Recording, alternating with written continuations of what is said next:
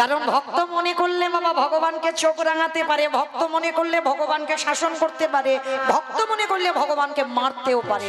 আবার ভক্ত যদি মনে করে ভগবানকে তার দরজায় বন্দী করে রাখতে পারে।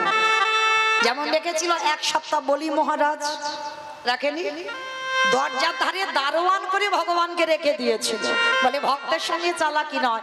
যেমন এই যে 9টা দিন জগন্নাথ মাসির বাড়িতে আছে, জানো তো, জগন্নাথ কায়দা করতে গিয়ে আমার গুন্ডিচা মাসির বাড়িতে বন্দী হলো 9টা দিন। এই পৃথিবী যতদিন থাকবে, জগন্নাথ ধাম পুরী ধামে জগন্নাথ যতদিন থাকবে, যত মহামারী হোক না কেন, কিন্তু 9টা দিন মাসির বাড়ি জগন্নাথকে যেতেই হবে। কেন? 18টা ছেলে হারিয়েছে এই গুন্ডিচা মা, একটা নয় দুটো নয়, 18টা ছেলে হারিয়ে পাগলিনীর মতো কেঁদে কেঁদে অন্ধ হয়ে বসেছিল। তো জগন্নাথ মন্দিরে থাকতে পারলো না, জগন্নাথ এসে একদিন ডাক দিয়েছিল মা, চমকে উঠেছিল গুন্ডিচা, চমকে উঠেছিল। কে? এই পৃথিবীতে মা বলে ডাকার তো কেউ নেই, আমার 18টা ছেলে ওই জগন্নাথ কেড়ে নিয়েছে। আর সেই 18টা ছেলের মাথা দিয়ে 18টা থাম্বা তৈরি হয়েছে, তাতে হয়েছে 18 নালা।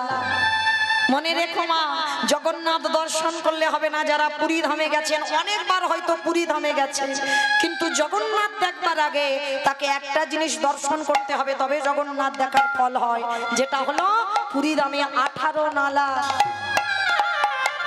এই অনেক ভক্তরা বাবা আমরা দেখি না 18 নালা, আগে ওটাকে দেখতে হবে। কিন্তু মায়েরা আপনারা হয়তো দেখতে পান না, পরে গাড়িতে করে আসেন। এখন তো পানাতে ভরপুর হয়ে গেছে, এখন আর ভালো করে দেখা যায় না। কিন্তু মায়েরা এই 18টা ছেলের মাথা দেওয়া আছে ওই সেতুর উপরে। কেন? ইন্দ্রদম্ন রাজা নিজের 18টা ছেলেকে বলি দিয়ে ওই সেতু নির্মাণ করেছিল। কেন? রাজা হয়ে জগতের কল্যাণের জন্য, জগতের মঙ্গলের জন্য নিজ পুত্রকে বলি দিয়েছিল। আর জগন্নাথ দেখবার আগে দুটো জিনিস লক্ষ্য অবশ্যই করবেন, তবে জগন্নাথ দেখায় ফল হয়। একটা হলো 18 নালা, আর একটা হলো গরুর ধ্বস্তম্ভ। জগন্নাথের সামনেই আছে দেখবেন একটা বড় গরুর ধ্বস্তম্ভ। এখনো দেখবেন মা গিয়ে ওই জায়গাতে মহাপ্রভুর হাতের চিহ্ন আজ বর্তমান আছে। কেন? প্রতিদিন গম্ভীরা থেকে মহাপ্রভু সন্ধ্যা আরতি দেখতে আসতো, আর প্রতিদিন ওই গরুর ধ্বস্তম্ভতে হাত দিয়ে আমার সচল জগন্নাথ অচল জগন্নাথ দর্শন করি। জগন্নাথ গৌর প্রেমানন্দে হরি বল হরি বল। ওগো জগতের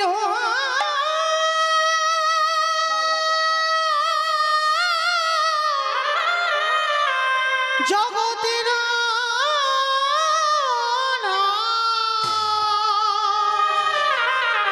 হে জগন্নাথ, এবারে আমায় কৃপা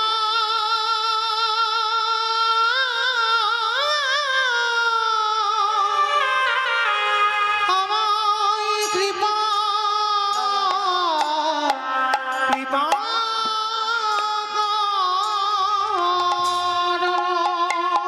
তাই সেই 18টা ছেলে হারিয়ে গুন্ডিচা মা কেঁদেছিল। জগন্নাথ মন্দিরে কাঠ হয়ে থাকতে পারলো না, অচল হয়ে থাকতে পারলো না, ছুটে এলো ওই গুন্ডিচা মার ঘরে। যেই না মা বলে ডেকেছে, সর্বঙ্গে জগন্নাথের হাত বুলাচ্ছে। কে তুই? আমার তো একটাও ছেলে মা বলে ডাকার নেই, সত্যি করে বল তুই কে? মা, আমি তোমারই জগন্নাথ। চলে যা। কেন এসেছিস আমার কাছে? দেখতে এসেছিস আমি কত সুখে বসে আছি পুত্র হারিয়ে? মা, কারণ যদি একটা ছেলে চলে যায়, আর একটা ছেলেকে কি ভালোবাসে না? পারবি? পারবি আমার সন্তান হয়ে আমার কাছে থাকতে? পারবি আমার হাতের রান্না খেতে? আর আপনারা জানেন মা, মায়ের পরেই মাসিরই জায়গা এই জগতে। মায়ের মতো করে একজনই ভালোবাসে, সেটা হলো মাসি। জগন্নাথ সেই দিন গুন্ডিচা মাসিকে ধরে বলেছিল, আজকে থেকে তুমি হবে আমার মায়ের পরের জায়গা মাসি। কথা দিলাম মা, পৃথিবী যতদিন থাকবে,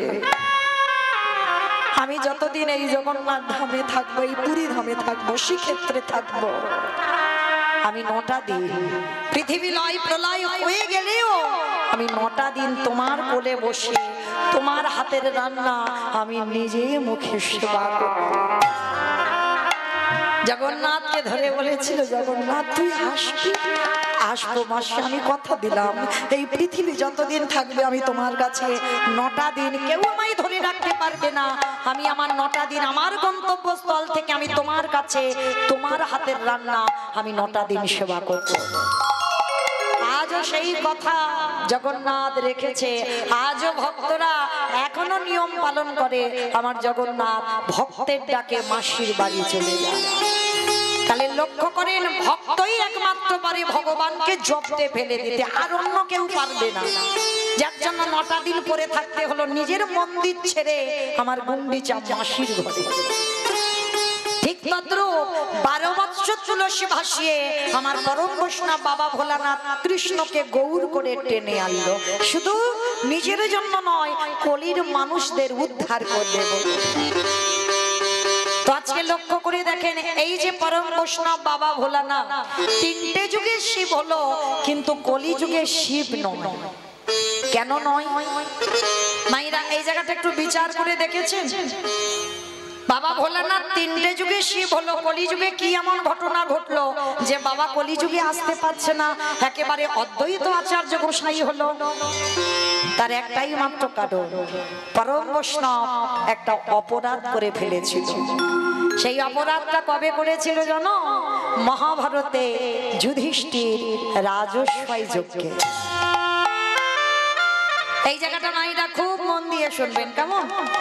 আপনাদের বোঝার মতো কথা, জীব শিক্ষার জন্য এই লীলাগুলো, এই রামায়ণ মহাভারত, এগুলো সবটাই বাবা জীব শিক্ষা, জীবের চেতনা।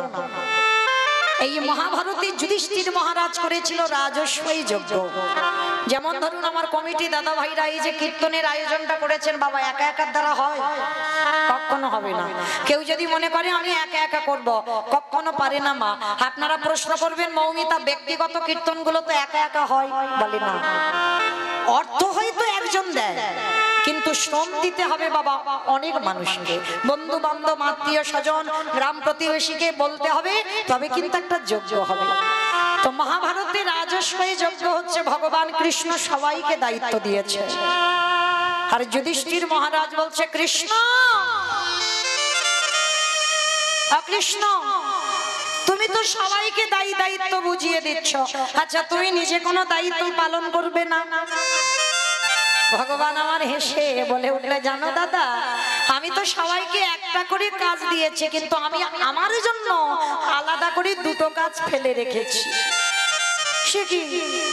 সবাইকে তুমি একটা করে কাজ দিয়েছ, আর তুমি তোমার জন্য 2টো কাজ? ঠিক আছে, বলো তো কৃষ্ণ কি কি কাজ দিয়েছ? বলে, জানো দাদা, আমার প্রথম কাজ হবে এই যজ্ঞে যত যত ভক্তরা আসবে অনুভব করবেন মা, একটা কথা স্মরণে রাখবেন, যার হৃদয়টা কৃষ্ণ নামে না জ্বলে, যার নয়নে কৃষ্ণ নামে বাড়ি না ঝরে, তার মনুষ্য জন্মগ্রহণ করাটাই বৃথা।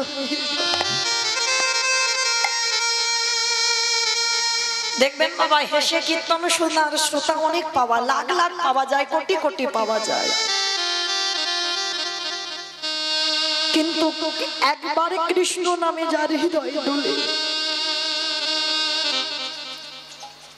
এইরকম ভক্ত জগতে বড় দুর্লভ।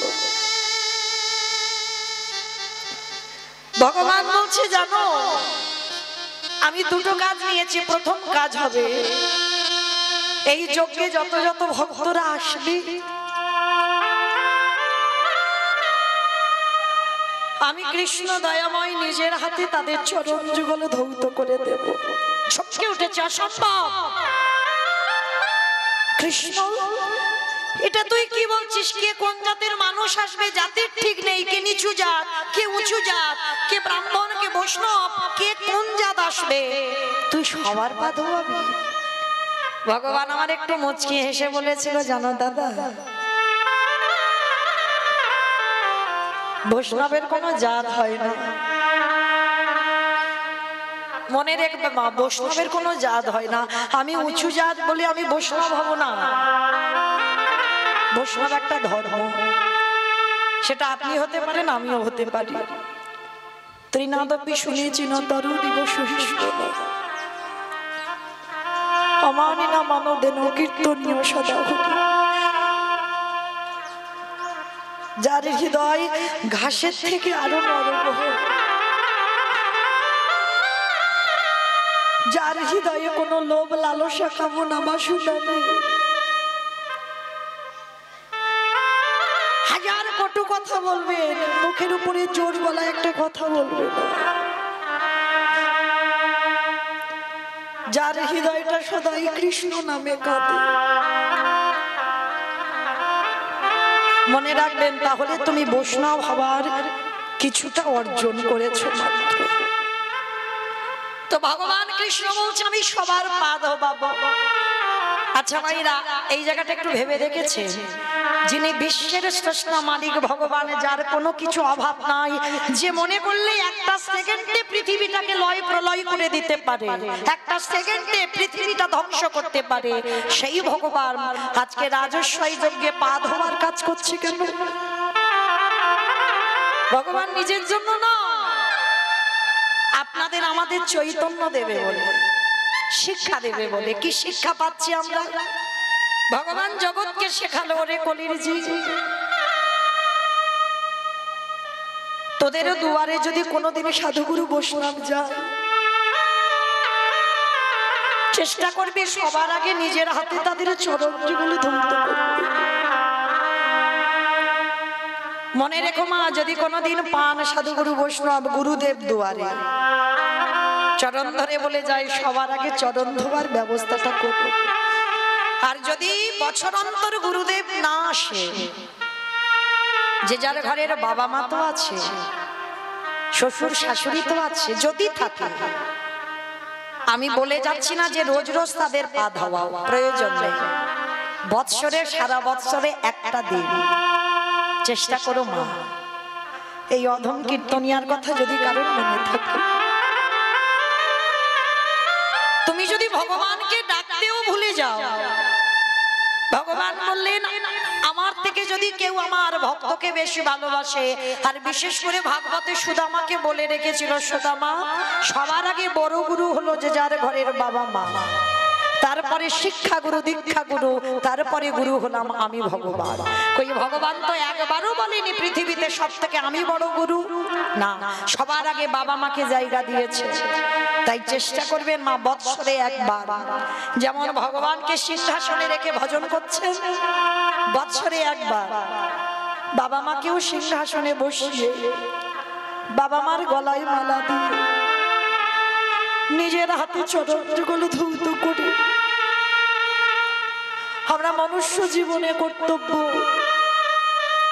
যে মা 10 মাস 10 দিন কত কষ্ট ভোগ করে ধরে রেখেছি, বৎসরে একবার নিজের হাতে বাবা মাকে একটু যত্ন করে খাইয়ে দিও।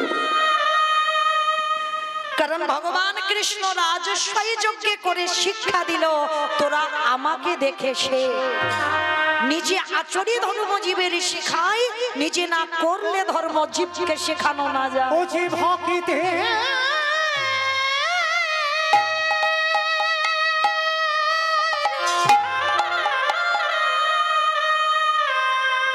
ও জীব হকিতে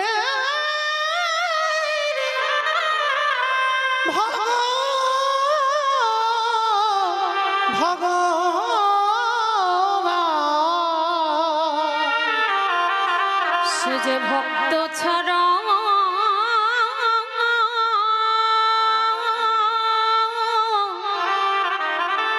ভক্ত ছাড়া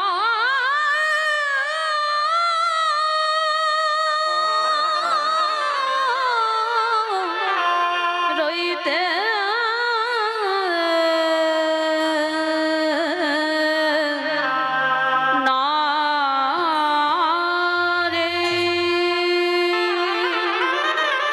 শুধু ভগবান পা ধোবানো না, আরো একটা কাজ করেছিল। কি কাজ জানো?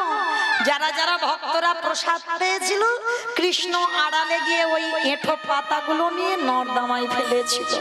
শুধু পাতা ফেললো না, আরো একটা কাজ করেছিল। ওই ভক্তরা যখন প্রসাদ পাচ্ছে না, একটু করে প্রসাদের থালাতে প্রসাদ লেগে আছে। ভগবান আড়ালে গিয়ে যেখানে পাতাগুলো ফেলছে, এঁঠোগুলো গুড়িয়ে দিয়ে কৃষ্ণ আমার সারা গায়ে মাখছে। যুধিষ্ঠির মহারাজ পিছন থেকে দেখে বলেছিল, কৃষ্ণ কৃষ্ণ এটা তুই কি করছিস? কে কোন জাতের মানুষ এসেছে, সবাই প্রসাদ পেয়েছে, ওদের পা ধোয়াচ্ছে, সেটা মেনে নেওয়া যায়।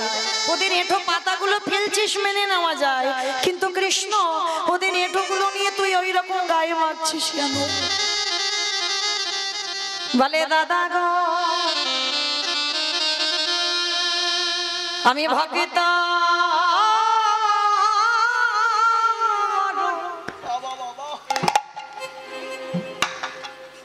আমার ভালো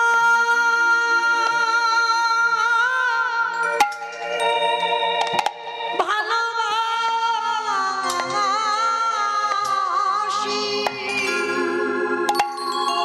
আমি যে ভক্ত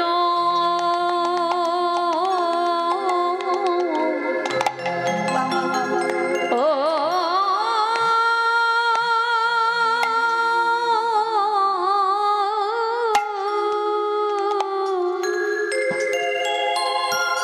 ভক্ত বড় ভালো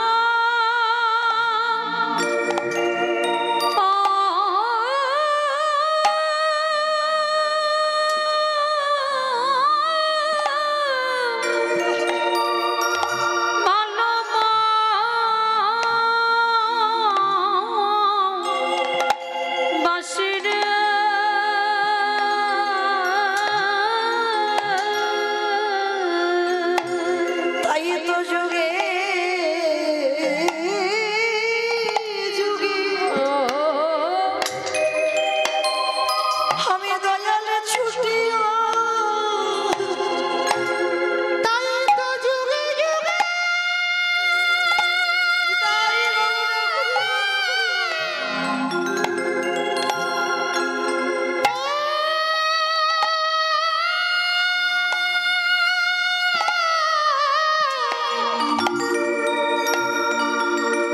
তাই তো যুগে যুগে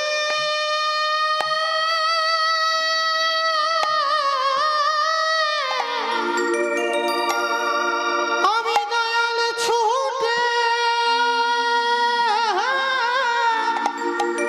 ছুটে আসি।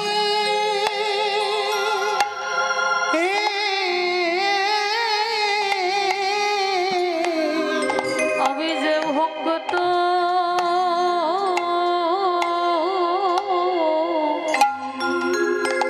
ও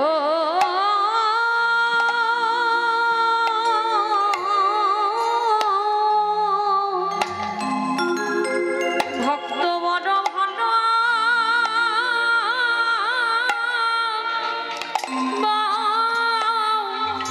বাসিরে কৃষ্ণ বললেন, দাদা গো, ওগো দাদা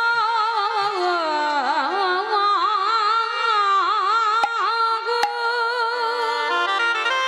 এই জগতে যদি একজন ভক্ত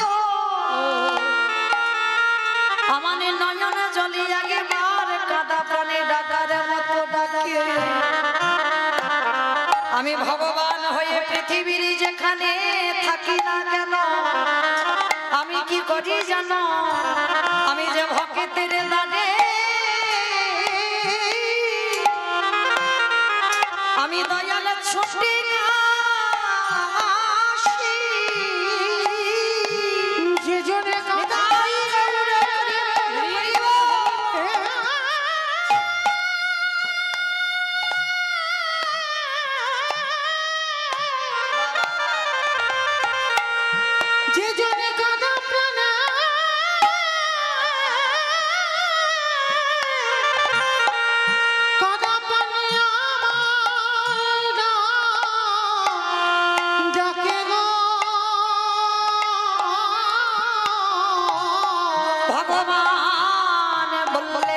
যুধিষ্ঠির দাদা,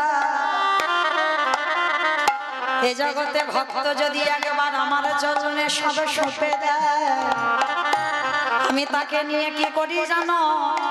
শুধু ভক্ত ভগবান ভক্ত একা কাঁদে তা তো নয়, আজ দুজন কাঁদে, আজ দুজন কাঁদে। ভক্ত কাঁদে আর ভগবান কাঁদে। দেখো দুজন কাঁদে। বলি পিতা কাঁদে আর পুত্র কাঁদে। দেখো দুজন কাঁদে। ওগো জীবাত্মা কাঁদে আর পরমাত্মা কাঁদে। দেখো দুজন কাঁদে। আস্তে মাইরা মনে রেখো, ভক্ত যদি ডাকার মতো ডাকতে পারে, ভগবানও তার দাস হতে পারে। যুধিষ্ঠির বলছে, কৃষ্ণ আচ্ছা তুই ওদের পা ধোবাচ্ছিস সেগুলো মেনে নেওয়া যায়, ওদের এঁঠো পাতা ফেলছিস মেনে নেওয়া যায়, কিন্তু কৃষ্ণ এঁঠোগুলো মারছিস কেন? বলে দাদা গো, এ যে হলো আমার কর্মফল। ওমা তুই আবার কর্ম খারাপ করিস? বলে করি না, আমি সিংহাসনে বসে আছি বটে, এই জগতে কেউ কেউ যদি পাপ করে, সবার পাপের বিধান আমি তৈরি করি, কিন্তু বাবা যে বিচার করে জায়গায় বসে থাকে, সে যদি ভুল করে তার পাপের বিচার করবে কে? ভগবান বললেন, আমার বিচার কাউকে করতে লাগে না, আমার বিচার আমি নিজে নিজে করে দিই। তা যুধিষ্ঠির দাদা বলছে, কৃষ্ণ তা তুই কি এমন পাপ করেছিস? বলে দাদা পাপটা দাপরেতে করি নাই। তাহলে কবে করেছিস কৃষ্ণ? বলে কেন, ওই রঘুপতি রামচন্দ্রের অবতারে যেদিন আমি ছিলাম রঘুপতি রামচন্দ্র, সেদিন নিজের হাতে একটা মুনিপুত্রকে হত্যা করেছি। ও বাবা, মুনিপুত্র সে কে? বলে জানো দাদা, যার নাম হচ্ছে বিশ্ব সবার মুনির ছেলে, যার নাম রাবণ রাজা। রাবণ রাজাকে নিজের হাতে হত্যা করেছি অকাল বোধন দুর্গা পূজা করে। মানে আমি চালাকি করে রাবণকে মেরেছি, আর তাতে কি হয়েছে জানো? রামচন্দ্র বলছে আমার সর্বশরীরটা পাপী হয়ে গেল। ভাবতে পারছেন না? রাবণের মতো দুরাচারকে মেরে নাকি রামচন্দ্রের পাপ হয়েছে। এইটা হাসির কথা হলো না? কে কমাইডা, রাবণ কি ভালো লোক ছিল? তাহলে রাবণের মতো যদি দুষ্টু লোক, তাকে যদি মারা যায়, আর তাকে মেরে বাবা কি হবে? কোনোদিন পাপ হয়? বলে না। জগতে যারা জানে না বোঝে না, তারাই বলে রাবণ খারাপ। কি কমাইডা, রাবণের একটা কথা তো আপনারা বলেন, কি বলেন? রাবণের একটা কথা বলেন না, তুই হলি ঘরশত্রু বিভীষণ। কি মাইরা বলেন তো, তুই হলি ঘরশত্রু বিভীষণ, আমার খাবি আমার পড়বি, আর আমার ঘরের গল্পগুলো লোকের কাছে বলে বেড়াবি। কি মা বলি না আমরা, তুই হলি ঘরশত্রু বিভীষণ, আমার ঘরের গল্পগুলো সব লোকের কাছে বলে বলে বেড়াচ্ছিস। এগুলো আপনারা বলেন না, আমরাও বলি না। তাহলে বলেছিল কে? রাবণ তার ভাই বিভীষণকে বলেছিল। কবে জানো? যেদিন বাবা ঘোষণা করেছিল রাজ্যে যে রাম রাম করা হবে না, আর যে রাম নাম বলবে তাকে মৃত্যুদণ্ড দেওয়া হবে। কিন্তু মায়েরা, তারই ভাই রাতের অন্ধকারে দরজা বন্ধ করে রাম রাম রাম রাম বলে কাঁদে। হঠাৎ একদিন রাবণের কানে সংবাদটা গেল, তার ভাই রাম বলে কাঁদছে। আর যেই সংবাদটা পেয়েছে, রাবণ রাজা পাগলের মতো ঊর্ধ্বশ্বাসে, বিশাল বড় চেহারা তো, ঊর্ধ্বশ্বাসে ছুটে এসেছে, কান পেতে শুনছে যে সত্যি ভাই তো রাম রাম বলে কাঁদছে। কিছু না বলে মা লাথি মেরে দরজাটা ভেঙে দিয়েছে। আর যেই না ভেঙে দিল মা, দেখে না নিরজনে বসে বসে রামের প্রতিচ্ছবিটা নিয়ে বিভীষণ কাঁদছে। আর রাবণ কাউকে কিছু না বলে পিছন থেকে গিয়ে বিভীষণের বুকে একেবারে সজোরে লাথি মেরেছে। সজোরে লাথি দিয়েছে। আর এত যদি লাথি মেরেছে বাবা বিভীষণ মুখ থুকে পড়ে গেছে ধুলা। এই জায়গাটা আমার একটু ভালো করে বুঝবেন। আচ্ছা বলো তো মা, তুমি আচমকা বসে আছো ভগবানের নাম করছো, আর কেউ যদি হঠাৎ পিছন থেকে এসে সজোরে তোমার বুকে লাথি মারে, ছেড়ে দেবে? বড় ভাই যদি ছোট ভাইয়ের বুকে লাথি মারে ছেড়ে দেবে? অত সোজা নয়। ভাইয়ে ভাইয়ে লাঠালাঠি হয়, ভাইয়ে ভাইয়ে খুনোখুনি হয়, ভাইয়ে ভাইয়ে জায়গা জমিতে শিল্পতা হয়, ভাইয়ে ভাইয়ে ঝগড়া করে মামলা পর্যন্ত চলে। কিন্তু মনে রেখো বাবা, এগুলো আপনাদের সঙ্গে আমাদের সঙ্গে হয়। রাবণ বিভীষণ এরা এমন ভাই নয়, একেবারে আলাদা। যেই না লাঠিটা মেরে ফেলে দিল, কেমন ভাই আর কেমন দাদা দেখো। এই জায়গাটা একটু আস্বাদন করবেন বাবা। যারা আমরা ভাইয়ে ভাইয়ে লাঠালাঠি করি, মারামারি করি, পেটাপেটি করি, তাদের উদ্দেশ্যে নিবেদন। রাবণ শিক্ষা দিয়েছে, বিভীষণ শিক্ষা দিয়েছে ভাই কেমন হওয়া উচিত, দাদা কেমন হওয়া উচিত। ধুলাই লাথি মেরে ফেলে দিল। আর মনে রাখবেন বাবা, যারা ভক্ত মানুষ হয় তারা কোনোদিন ওই যে বললাম তৃণের মতো স্বভাব, তাদের মাথায় যদি লাথিও মেরে যাও মাথা তুলে একবারে প্রতিবাদ করবে না। এত জোরে রাবণে লাথি মারলো, ধুলা থেকে হামাগুড়ি দিয়ে উঠে রাবণের দুটো চরম ধরে বলছে, দাদা এই যে তুমি আমার বুকে লাঠিটা দিয়েছো, তোমার দুটো পায়ে ব্যথা করছে না তো? দাদা গো,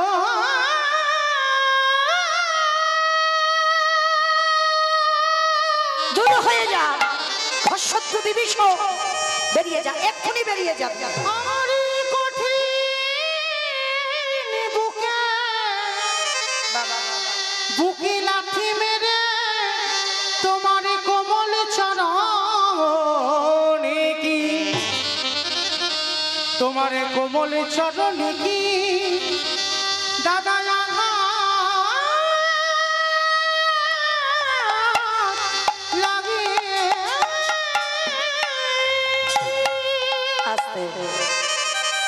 ভক্ত চরণে আমার একটা নিবেদন। আমার দিদি ভাইরা আসছে আপনাদের মতো ভক্ত চরণে একটু ভিক্ষার আঁচল নিয়ে। আমার দিদি ভাইদের হয়ে আপনাদের চরণে আমার একটা নিবেদন। যার যেমন ক্ষমতা আছে, যার যেমন সামর্থ্য আছে, কোনো চাপিয়ে দেবার ব্যাপার নয়। ভগবানের নামে ভগবত সেবায়। এখানে তো জগন্নাথ নিশ্চয়ই 9টা দিন প্রসাদ পাবে। এই যে জগন্নাথের মূর্তি দর্শন করলেন, যেই জগন্নাথ সেই কৃষ্ণ। তো যখন সাক্ষাতে দর্শন করেছেন, আমরা জগন্নাথ ধাম, পুরী ধাম, উড়িষ্যায় যেতে না পারি, অন্তত এখানে বসে আমার জগন্নাথের চরণে আপনারা প্রত্যেকে কিছু না কিছু দান করবেন।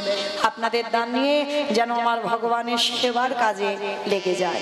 কারণ মায়েরা প্রত্যেকে তো ঘরে ঘরে আমরা সেবা দিতে পারি না, হরিনাম যজ্ঞের আয়োজন করতে পারি না। তো এখানেও যদি দেওয়া যায় তাহলে এটাও আমাদের ভব পারাপারের সম্বল হয়ে দাঁড়ায়। কারণ ব্যাংকে জমাতে গেলে মা নমিনও লাগে, কিন্তু আমার এই গৌরহরির ব্যাংকে, আমার জগন্নাথের ব্যাংকে যদি কিছু কেউ দেয়, এর কোনো নমিনও নয়, এর নমিনও তোমার ভগবান তোমার পাশে ঢাল হয়ে দাঁড়ায়। শেষের দিনে তুমি ওই 1 টাকার বিনিময়ে 1 লাখ টাকা যে কোথা থেকে পাবে তুমি নিজে কল্পনাও করতে পারবে না। তো যাই হোক, সবার চরণে আমার নিবেদন, প্রত্যেকে যারা যারা আছেন, যারা যারা বসেছেন, ভক্তবৃন্দ সবাই যার যেমন ক্ষমতা আছে প্রত্যেকে কিছু না কিছু আমার ভক্তের আঁচলে অবশ্যই করে দেবেন। প্রেম সে বলো নিতাই গৌর প্রেমানন্দে হরি বল, হরি বল। কারণ ভিক্ষা না হলে সেবা হবে না, ভিক্ষাটা অবশ্যই করতে হবে। ওই জন্য প্রত্যেকে ভিক্ষার আঁচলে দেবেন, এটা নিয়ম। হরিনাম শুনতে এসেছেন, শুধু হাতে শুনতে নেই, ভগবত সেবায় কিছু দিয়ে শুনতে হয়। তো চলেন, যেই না বাবা বিভীষণের লাঠিটা দিয়েছে, আর লাঠিটা খেয়ে বাবা রাবণ রাজাকে ধরে বলছে, দাদা তোমার পায়ে ব্যথা করেনি তো, দূর হয়ে যাবে এই মুহূর্তে, এক্ষুনি তুই বেরিয়ে যাবি। একটা লাঠি খেয়ে চলে গেল বিভীষণ। আচ্ছা মা, কোনো দাদা যদি ভাইকে লাথি মারে কষ্ট কি হয় না? মাঝে মাঝে দেখবেন আপনারা ছেলে মেয়েদের উপরে খুব রেগে যান, আর রেগে গিয়ে মাঝে মাঝে মারধরও করেন, করেন না? বড় বড় ছেলে হয়ে গেছে, কিন্তু একেবারে জোরে চর বসিয়ে দিলে একটা, কিন্তু ছেলেকে মারবার পরে আধা ঘন্টা পরে কষ্ট হয় না? যে বাবা মা মারে সেই বাবা মা আবার ছেলের পিঠে তেল দেয়, দেয় না মা? এত জোরে হয়তো মেরেছে, দাগ বসে গেছে, আবার সন্ধেবেলা আসতে পিঠে তেল দিয়ে দিল। তাহলে আপনাদের যদি হয়, আমাদের যদি হয়, রাবণ তার ভাইকে লাথি মেরে কষ্ট পাইবে?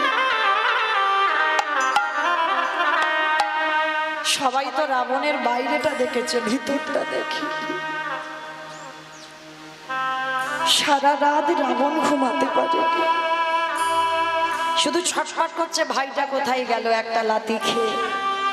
কিন্তু রাবণ ভালো জানে যে আমার ভাই লাথি খেয়ে কত দূর যাবে। ভোর না হতে হতে একেবারে রামচন্দ্রের কাছে গিয়ে ডাক দিয়েছে, ভাই,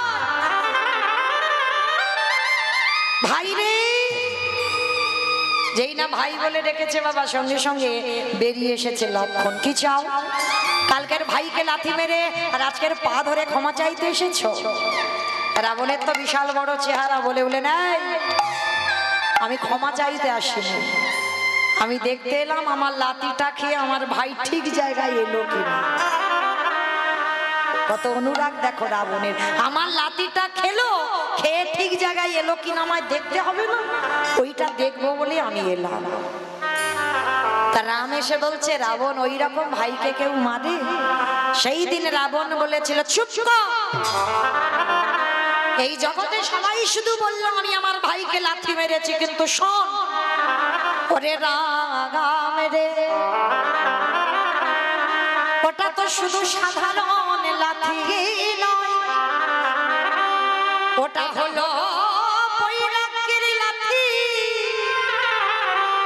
আমি যদি আমার ভাইকে লাথিটা না দিতাম, আমার ভাই কি এত তাড়াতাড়ি তোর চরণ তলে আসতে পারতো?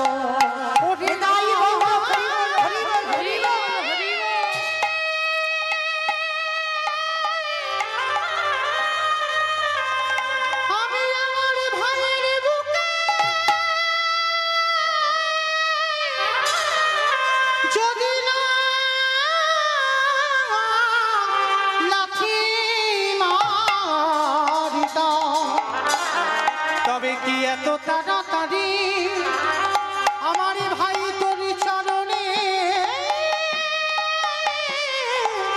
আসিতে পারতো? এইবার যেই না বাবা আমার রাবণ রাজা বলছে, শোনো রাম, ওই লাঠিটা হলো বৈরাগ্যের লাঠি, আমি লাঠি মেরেছি বলে আমার ভাই তোমার চরণে এসেছে। আর এই লাঠিটা মেরে কলির জীবকে আমি একটা শিক্ষা দিলাম, ওরে কলির জ্ঞানন্ধজি। মাইরা তত্ত্বটা কি বুঝছো? সবাইকে একদিনে লাঠি ঝাঁটা খেতে হবে, কি মাইরা খেতে হবে না? আজ আমরা দাঁড়াতে পারছি, রোজগার করতে পারছি, দু হাত ভরে ব্যাগ ধরে বাজার করে সংসারে দিতে পারছ, চাকরির পেনশনের টাকা তুলে দাও, তাই সংসারে তোমায় ভালোবাসে, কদর যত্ন করে।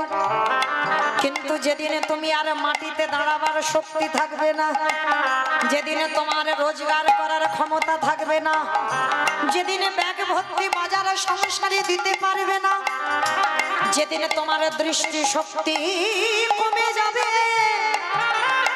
যেদিনে তোমার শ্রবণ শক্তি কমে যাবে, যেদিনে তুমি বলার শক্তি কমে যাবে, যেদিনে তোমার দেহের ইন্দ্রিয়গুলো শীতল হয়ে যাবে, যেদিন বিছানায় শুয়ে তুমি পায়খানা প্রস্রাব করবে, এই সংসার তোমাকে দোতলা থেকে নিচের তলায় নামাবে, বিছানা সজ্জা হবে, পায়খানা প্রস্রাব করবে, সংসারে তোমার একদিন ভালোবাসবে, দুদিন ভালোবাসবে, তিন দিন ভালোবাসবে, তারপরে লাথি ঝাঁটা দেবে।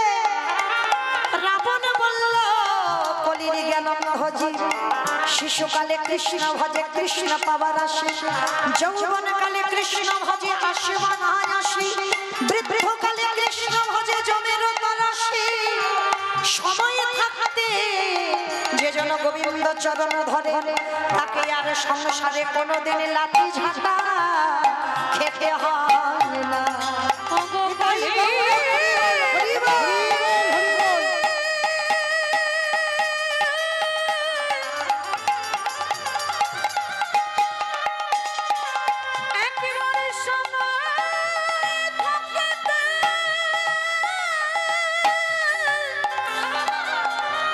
প্রাণে গোবিন্দ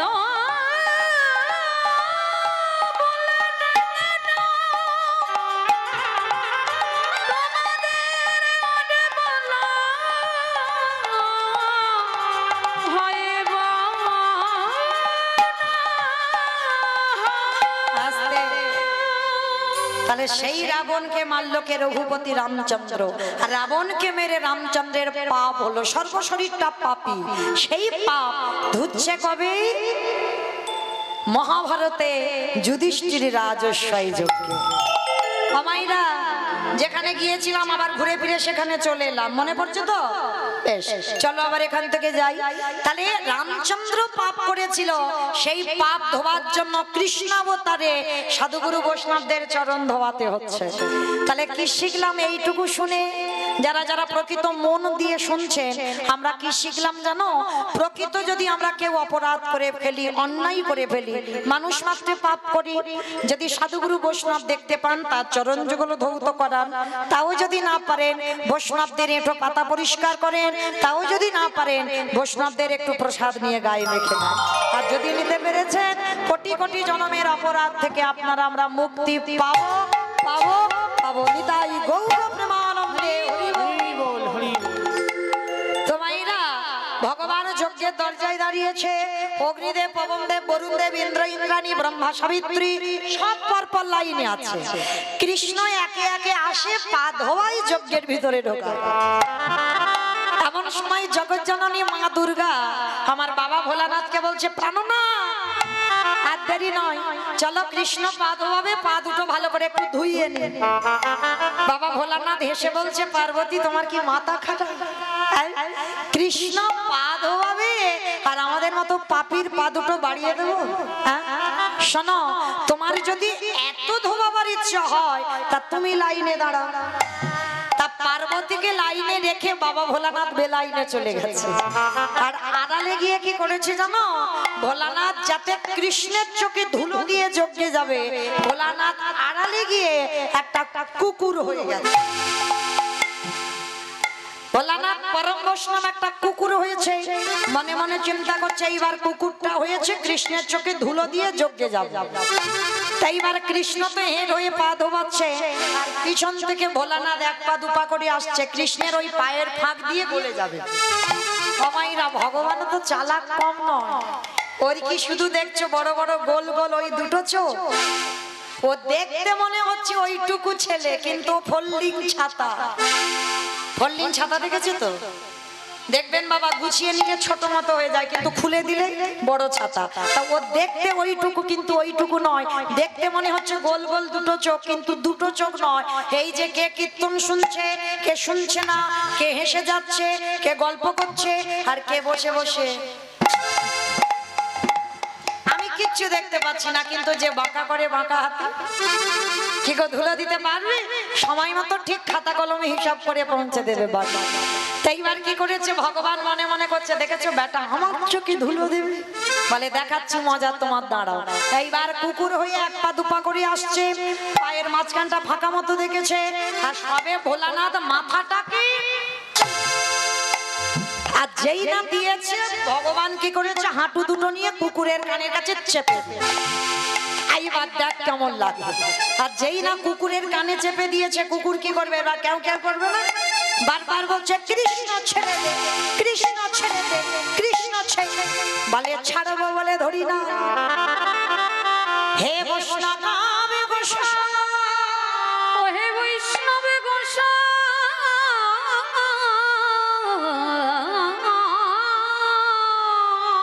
তোমার মতো বৈষ্ণবের দুটো পা ধোয়া কৃপা করে করুণা করে আমার জন্য আরো এক্সট্রা দুটো জুড়ে দিয়েছো। মামা বুঝতে পেরেছো আমার কথা? শিব ঠাকুরের কটা পা? দুটো পা। আর কুকুরের কটা পা? চারটে পা। তাহলে ভগবান কি বললেন, হে বৈষ্ণব, তোমার মতো বৈষ্ণবীর দুটো পা বলে কম হতো, ওই জন্য তুমি আমার জন্য আরো এক্সট্রা দুটো জুড়ে চারটে করেছো। বলি দাহু দাও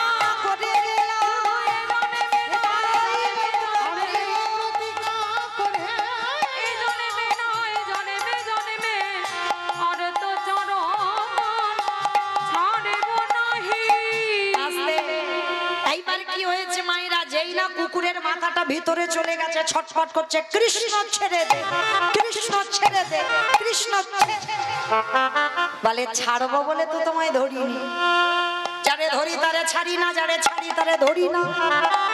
আজ যখন তোমায় পেয়েছে এবার ব্যবস্থা করব। এইবার সবাই তো দেখছে ভগবান একটা কুকুরকে নিয়ে মেতেছে, মোটা দড়ি নিয়ে কুকুরটাকে বেঁধেছে, কিন্তু বাঁধলে কি হবে, কুকুরের চারটে পা শুধু ছটফট করছে। ভগবান বলে এবার পায়ের ব্যবস্থা করতে হবে। এইবার কি করেছে, মোটা দড়ি নিয়ে কুকুরের চারটে পা বেঁধে দিয়েছে।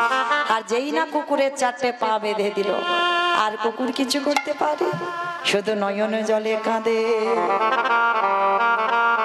ওরে কৃষ্ণ রে আমি বড় অপরাধী রে, অপরাধী। আমি মানছি আমি ভুল করেছি, কিন্তু আমায় ক্ষমা করে দে, ছেড়ে দে। শুধু দেখে যাও, সেই ত্রেতা যুগ থেকে পাপী হয়ে আছি, যজ্ঞের কাজটা এইটা নিয়েছি শুধু তোমার জন্য। তোমার মতো বৈষ্ণবের পা না ধোয়ালে আমি যে রাম অবতারে রাবণকে মেরেছিলাম, সেই পাপ থেকে মুক্তি পাবো কি করে? এইবার কি করেছে ভগবান, সবার তো ঘটিতে করে পা ধোয়াচ্ছে, আর কুকুরের বেলা কি করেছে জানো? খালি বিলি নদী নালা পুকুরে ঘাটের জল নয়, বাহ্যিক জগতের কোনো জল নয়, কুকুরের চারটে চরণ কৃষ্ণ বুকে ধরে।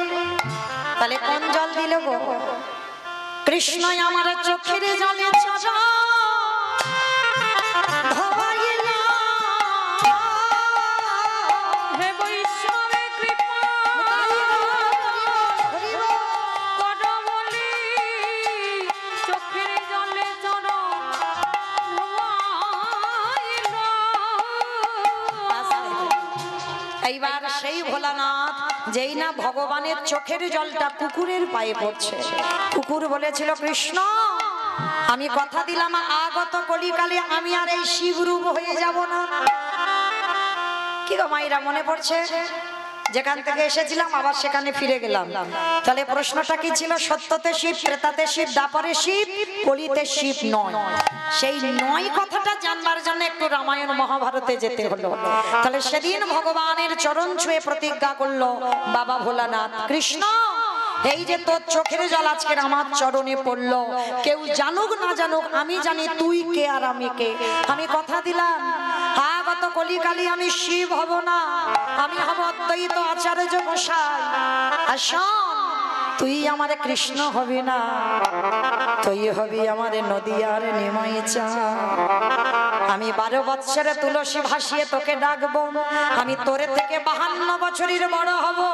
আর বড় হয়েও যেদিন আমার ডাকে তুই নবদ্বীপে নামবি, আমার আর তোরে যখন মুখোমুখি সাক্ষাৎ হবে, এই রাজস্বাই যজ্ঞে যেমন তোর চোখের জলে কুকুরের পায়ে পড়লো, এই কুকুর অদ্বৈত হয়ে যেদিন তোকে ডাকবে, তুই আর আমি যেদিন মুখোমুখি হব, ওরে এমনি করে চলো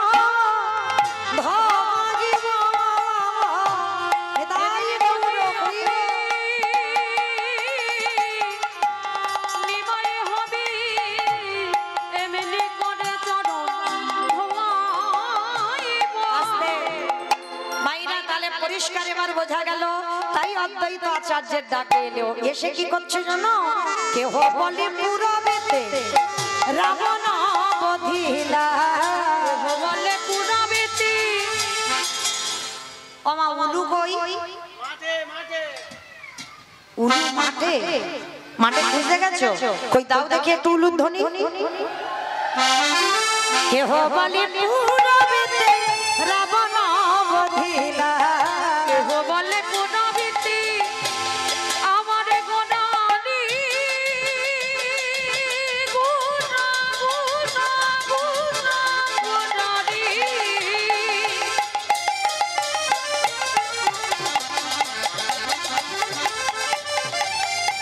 গোড়া গোড়া গোড়া গোনারি গোড়া গোনারি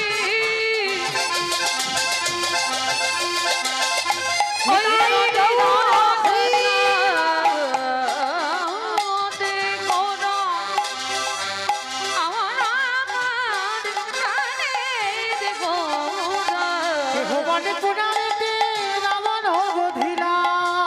আজ গোলকের বৈভব লীলা প্রকাশ করিলা, ওই গোলকের বৈভব লীলা প্রকাশ করিলা। শ্রী রাধার ভাবে গোটাই অবতার, শ্রীরাধারে ভাবে রে গোড়া অবতার রাধারের ভাবে এবে গোড়ায় অবতার। ওই শ্রীরাধারে ভাবে রে গোড়া অবতার হরে কৃষ্ণ নামে গৌর করিলা প্রচার, ওই হরে কৃষ্ণ নাম গৌর করিলা প্রচার। ওই হরে কৃষ্ণ নাম গৌর করিলা প্রচার। এইবারে লীলা প্রকাশ হলো, এইবারে লীলা প্রকাশ হলো, এইবারে লীলা প্রকাশ হলো, এইবারে লীলা প্রকাশ হলো। গোলকের বৈভব লীলা প্রকাশ করিলা। ওই গোলকের বৈভব লীলা তাই গৌর হরি বাসুদেব ঘোষে কহে করি জোর করি জোড় আজেছে গো সেই কৃষ্ণ সেই তো জগন্নাথ। সেই তো জগন্নাথ আহা বাসুদেব ঘোষে কহে এইবারে লীলা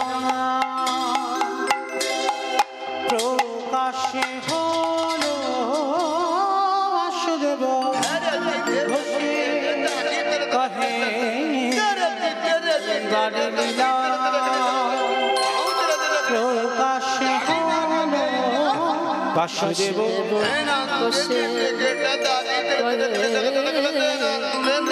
এইবারে লীলা প্রকাশ হলো।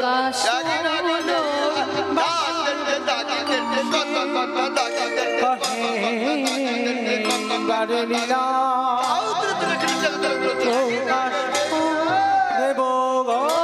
সে কহে নিতাই গৌর প্রমানন্দে হরি বল হরি বল হরি বল। ঘোষে কহে এইবার লীলা প্রকাশ হলো। বাসুদেব ঘোষে কহে এইবারে লীলা প্রকাশ হলো।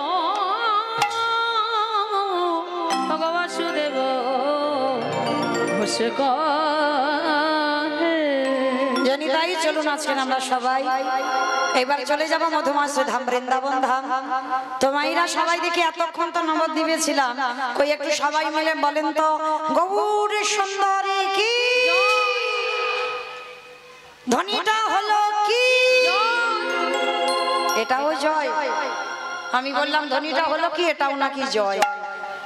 এইটা জয় নয়, একটু প্রেম সে জয় দাও। মানে এত জোরে জয় দেবে, কত দূর যাবে? ক্যানিং যাবে, মালঞ্চে চলে যাবে। এদিকে মালঞ্চ, ওদিকে ক্যানিং। কমা যাবে। এটা উত্তর 24 পরগনা তো, মানে মোটামুটি একটু দক্ষিণে গেলেই হবে, মানে একটুখানি গেলেই হবে। আচ্ছা, তাহলে এই যে উত্তর 24 পরগনা কীর্তন হচ্ছে, একটু দক্ষিণ 24 পরগনায় যাক। কাকিমা যাবে তো একটুখানি, তো একটু পার হলেই তো দক্ষিণ। তাহলে চলো দেখি হমাইরা কই আগে নিতাই চার গৌরচাঁদের মতো হাত দুটো তোলো তো দেখি, আগে দেখি সবাই। বেশ, একটু জোরে বলবে কেমন? গৌর সুন্দরী কি। বেশ, আচ্ছা যারা যারা ক্যামেরা গুলো করছো সারাক্ষণ তো শুধু আমারই দেখাচ্ছ, কিন্তু আমার সঙ্গে সঙ্গে যাদের সহযোগিতায় কীর্তন ওদেরকে একটু দেখাও, তখন তো বুঝতে পারবে যে কার হাত উঠেছিল আর কার হাত ওঠেনি। কারণ এরা তো দুদিন পরেই কীর্তন গুলো ছাড়বে, তখন দেখতে পাবে আমার সঙ্গে আপনাদেরও দেখা হয়ে যাবে। কারণ বাড়ি বসেও আপনারা নিজেদেরকে দেখতে পাবেন। কই দেখি তোলো দেখি হাত। আর যারা ক্যামেরা করছো ওইদিকে একটু ঘোরাও। বেশ, দিব্যেন্দু একটু ওইদিকে দাও। কই ভাই নিতাই একটু ওইদিকে দেখাও, তোমার গ্রামে বলে কথা। তো একসঙ্গে সবাই প্রত্যেকে বলেন গৌর সুন্দরী কি, নবদ্বীপে ধামে কি, সচির নন্দনে কি, বিষ্ণু প্রিয়া কি, ভক্তবৃন্দ কি, হরিবাসন ধাম কি, সাধু গুরু বৈষ্ণব কি, আপন আপন গুরুচরণ কি, কমিটি ভাই সব কি, হরিনাম যজ্ঞ কি, আজকের আনন্দ কি, নিতাই গৌর প্রেমানন্দী। একটু ব্যায়াম হয়ে গেল তাই না? তবে বেশ, এইবার চলো দেখি একটা ভজন গাইতে গাইতে আমরা যাই বৃন্দাবন। কি নাই না একটা ভজন হবে তো? চলো দেখি একটা ভজন হোক। কই আগে একটু উলুর ধ্বনি দাও দেখি। বেশ, বৃন্দাবন ধাম অপার, জপে যারা রাধে রাধে, ও রাধে আলে মেরি সরকার, জপে যারা রাধে রাধে। বৃন্দাবন ধাম পার, জপে যা রাধে রাধে, রাধে আলবেলি সরকার, ভজে যা রাধে রাধে। ও রাধে আলে মেরি সরকার, ভজে যারা রাধে রাধে। বৃন্দাবন ধাম পার, ভজে যা রাধে রাধে।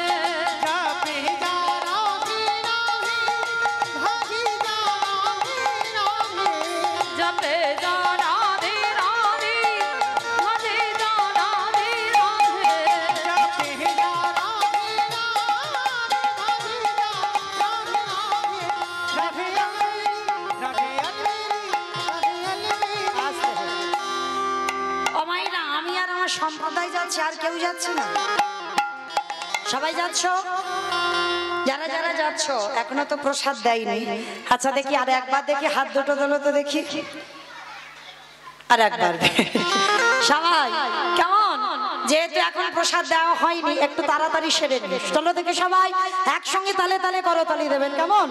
জয় জয় রাধে রাধে, রাধে রাধে, রাধে রাধে, রাধে রাধে, বৃন্দাবন মে, রাধে রাধে, गोवर्धन में, राधे राधे, निधोवन में, राधे राधे, गली गली में, राधे राधे, स्नान गली में, राधे राधे, मान गली में, राधे राधे, बरसाना में, राधे राधे, राधा कुंड में, राधे राधे, श्याम कुंड में, राधे राधे, हरिद्वार में, राधे राधे, प्रेम से बोलो, राधे जय से बोलो, राधे, बाकी बिहारी, বৃন্দাবন ধাম অপার, জপে যারা রাধে রাধে।